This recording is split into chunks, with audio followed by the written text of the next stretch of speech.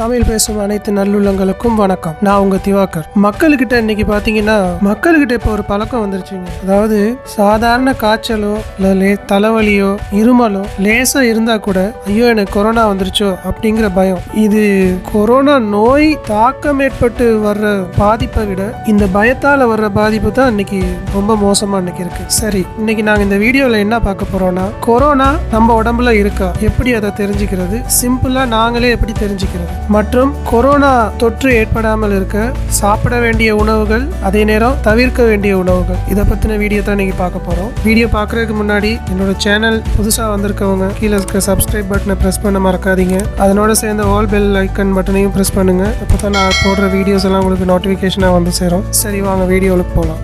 Corona நம்ம உடம்புல இருக்கா இல்லையா, இதை எப்படி தெரிஞ்சுக்கிறது? அதுக்கு முன்னாடி இப்போ நான் சொல்ல போற இந்த தரவுகள் பார்த்தீங்கன்னா, கொரோனாவால் பாதிக்கப்பட்டு குணமடைஞ்சு வந்திருக்கவங்கள ரொம்ப அழகா ஸ்டடி பண்ணி அவங்க கிட்ட இருந்து எடுக்கப்பட்ட தரவுகள் அடிப்படையில் இந்த டீட்டெயில்ஸை நான் உங்களோட பகிர்ந்துக்கிறேன். கொரோனாவோட அறிகுறி எப்படி இருக்கும்? முதல்ல இந்த கொரோனா நம்ம உடம்புக்குள்ள வந்துருச்சுன்னு வச்சுக்கோங்க. அதாவது ஒரு கற்பனையா சொல்றேன், அந்த அறிகுறி தெரியறதுக்கு குறைந்தபட்சம் 2 நாட்கள், மேக்சிமம் 14 நாட்கள் ஆகும்னு ஆய்வுகள் சொல்லுது. இது எதனாலனா, இது நம்மளோட உடம்போட இம்யூனிட்டியை பொறுத்து தான் இது மாறும்னு டாக்டர் சொல்றாங்க. சில மனிதர்களுக்கு 2 நாள்ல அறிகுறி தெரியுதுன்னு சொல்றாங்க, சில பேருக்கு 14 நாட்கள் கழிச்சு தான் தெரியுதுன்னு சொல்றாங்க, சிலருக்கு 1 மாதம் வரைக்கும் காட்டவே மாட்டேங்குதுன்னு சொல்றாங்க. சரி, ஃபர்ஸ்ட் அறிகுறி, அதாவது முதல் அறிகுறி என்ன, முக்கியமான அறிகுறி என்னன்னு பார்த்தீங்கன்னா உடல் வெப்பநிலை. இதை எப்படி செக் பண்றதுன்னா, 2 விதமான வெப்பநிலை அறிகுறிகள் மூலமா தான் நம்மளோட உடம்பு டெம்பரேச்சர், அதாவது காய்ச்சல், முதலாவது அறிகுறி காய்ச்சல் இருக்கான்னு பார்க்கறது டெம்பரேச்சர் மூலமா தான். இதை எப்படி செக் பண்றதுன்னு பார்த்தீங்கன்னா,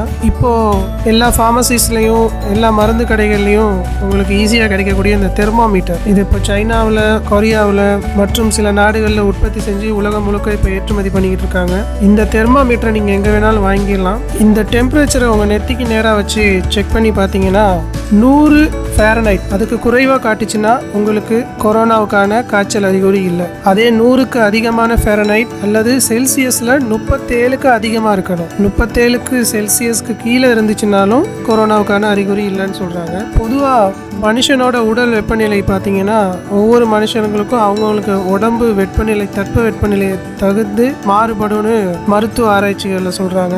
இருந்தாலும் பொதுவான ஒரு குறியீடு பார்த்தீங்கன்னா 100 ஃபாரன்ஹைட்டுக்கு மேலே இருந்துச்சுன்னா அது காய்ச்சலுக்கான அறிகுறி. அதே செல்சியஸில் பார்த்தீங்கன்னா 37க்கு மேலே இருக்கணும். இதுதான் ஒரு காய்ச்சலுக்கான அறிகுறி. இந்த அறிகுறி தான் முக்கியமான முதல் அறிகுறி. காய்ச்சல் இருக்கா இல்லையா, டெம்பரேச்சர் அதிகமாக இருக்கா இல்லையா, அதை இந்த தெர்மாமீட்டர் மூலமாக நாங்கள் செக் பண்ணிக்கலாம். உங்களுக்கு இந்த தெர்மாமீட்டரோட பர்ச்சேசிங் டீட்டெயில், வெப்சைட்ஸ், அதோட சம்மந்தப்பட்ட டிஸ்கிரிப்ஷனில் நான் உங்களுக்கு கீழே கொடுக்குறேன். நீங்கள் வேணால் செக் பண்ணி பார்த்துக்கலாம்.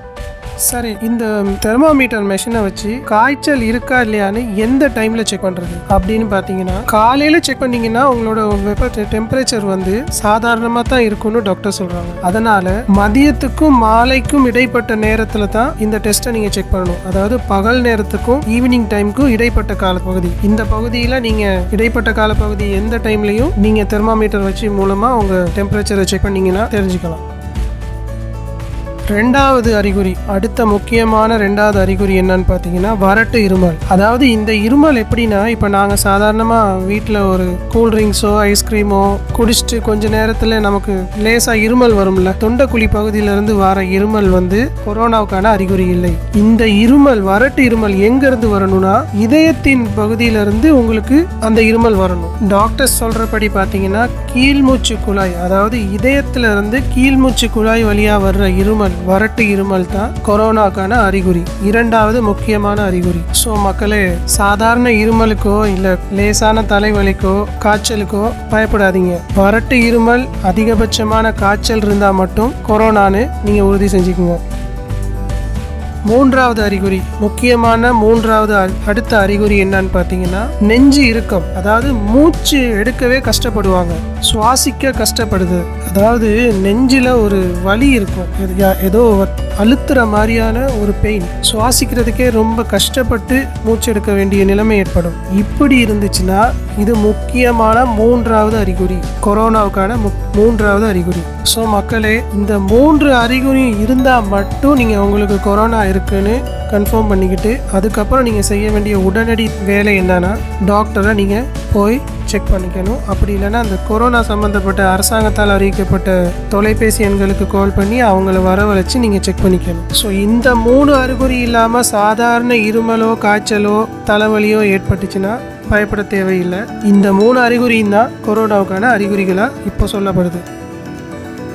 சரி, இப்போ இந்த கொரோனா வைரஸ்லேருந்து நம்மளை பாதுகாத்துக்கிறதுக்கும் நோய் எதிர்ப்பு சக்தியை கூட்டிக்கிறதுக்கும் நாங்கள் என்னென்ன மாதிரி சாப்பாடுகள் சாப்பிடணும், அதே நேரம் என்னென்ன மாதிரி சாப்பாடுகளை தவிர்க்க வேண்டும் அப்படிங்கிறத பற்றி பார்ப்போம். ஃபஸ்ட்டு என்னென்ன சாப்பிடக்கூடாதுன்னு பார்த்தீங்கன்னா, கூல்ட்ரிங்க்ஸ், குளிர்பானங்கள், கூல்ட்ரிங்க்ஸ் இதுகளை தவிர்க்கணும். ஐஸ்கிரீம், அப்புறம் அந்த ஃப்ரிட்ஜிலேருந்து சில்டாக வச்சு எடுத்து சாப்பிட்ற பொருட்களாக இருந்துச்சுன்னா கூடுமான வரைக்கும் அதை தவிர்த்துக்கணும்.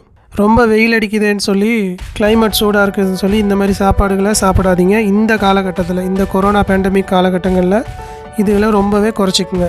அடுத்து இந்த ரெடி டு ஈட், தயார் செய்யப்பட்ட உணவுகள், இது பார்த்திங்கன்னா மோஸ்ட்லி நம்ம உடம்புக்கு ரொம்ப கெடுதல்னு சொல்கிறாங்க டாக்டர்ஸால். இந்த உணவுப் பொருட்களையும் முடிஞ்ச அளவுக்கு தவிர்த்துக்குங்க. உடலோட எதிர்ப்பு சக்தியை கூட்டுறதுக்கு ஸ்பெஷலாக பார்த்திங்கன்னா அந்த சுவாச மண்டலத்தில் நமக்கு மூச்சு எடுக்கிறதுக்கு ஈஸியாக இருக்கிறதுக்கு நாங்கள் எடுத்துக்க வேண்டிய முக்கியமான உணவுன்னு பார்த்திங்கன்னா மிளகு. இந்த மிளகு ரசம், மிளகு நிறையா போட்டு நம்ம சாப்பிடக்கூடிய உணவுப் பொருட்கள் இந்த காலகட்டத்தில் நம்ம அதிகமாக எடுத்துக்கணும் அப்படின்னு டாக்டர் சொல்கிறாங்க. முடிஞ்ச அளவுக்கு வாரத்தில் 1 நாள் அல்லது 2 நாள் இந்த மிளகு ரசம் வச்சு குடிச்சிக்கிட்டே வந்தீங்கன்னா உங்களோட சுவாசத்துக்கான நோய் எதிர்ப்பு சக்தியை அதிகரிச்சிக்கலாம். மிளகுக்கு அடுத்தபடியாக பார்த்திங்கன்னா இஞ்சி, பூண்டு, மிளகாய், சீரகம், இந்த மாதிரி இந்தியன் ஸ்பைசஸ் இருக்கிற எல்லா ஐட்டங்களையும் மசாலா பொருட்களையும் நீங்கள் உணவில் அதிகமாக சேர்த்துக்கணும். இஞ்சி அதிகமாக சேர்த்துக்குங்க. டீ குடிக்கக்குள்ள, பிளேன் டீ குடிக்கக்குள்ள முடிஞ்ச அளவுக்கு இஞ்சி போட்டு குடிங்க. காரமான பொருட்கள் மற்றும் மாமிச உணவுகளை சமைக்கிறப்போ முடிஞ்ச அளவுக்கு கொத்தமல்லி, புதினா இதுகளை அதிகமாக சேர்த்துக்குங்க உணவில். முடிஞ்ச அளவுக்கு உடம்புல நமக்கு தேவையான இந்த பேண்டமிக் டைமில் அதிகபட்சமான சத்து எதுன்னு பார்த்தீங்கன்னா இரும்பு சத்து மற்றும் ஜிங்க். இந்த சத்து இருக்கிற அதிகமான உணவுப் பொருட்கள்னு பார்த்தீங்கன்னா நட்ஸ். முடிஞ்ச அளவுக்கு பாதாம், முந்திரி, பிஸ்தா இது இன்றைக்கி விற்கிற விலையில் எங்களுக்கு வாங்க முடியாதுன்னு தெரியும். இருந்தாலும் முடிஞ்ச அளவுக்கு நட்ஸோட உங்கள் உணவில் சேர்த்துக்கிறதுக்கு ட்ரை பண்ணுங்கள். அதே இந்த நட்ஸை பாவனைக்கு எடுத்துக்க முடியாதவங்கன்னா ஈஸியாக நீங்கள் வாங்கக்கூடிய பொருள்னு பார்த்தீங்கன்னா ஜிங்க் அதிகமாக இருக்கிற உணவு வகைகள்னு எடுத்துக்கிட்டிங்கன்னா கீரை வகைகள், அதிகமான கீரை வகைகளையும் கோவக்காய் போன்ற மரக்கறிகளையும் நீங்கள் உணவில் அதிகமாக சேர்த்துக்குங்க. இந்த உணவுகளில் ஜிங்க் அதிகமாக இருக்குது. அப்போ உங்களோட நோய் எதிர்ப்பு சக்தி இன்னும் அதிகமாகும். கண்டிப்பாக டெய்லி ஒரு 15-20 நிமிஷம் உங்கள் உடம்புல வெயில் படுற மாதிரி பார்த்துக்கோங்க. ஏன்னா விட்டமின் டி சூரிய ஒளியில் அதிகமாக இருந்து கிடைக்கிது மனுஷங்களுக்கு. அதனால் இயற்கையான வழியில் இந்த விட்டமின் டி உங்களுக்கு கிடைக்கணும்னா முடிஞ்ச அளவுக்கு 15-20 நிமிஷம் வெயில் உங்கள் உடம்புல படும்படி டெய்லி பார்த்துக்குங்க.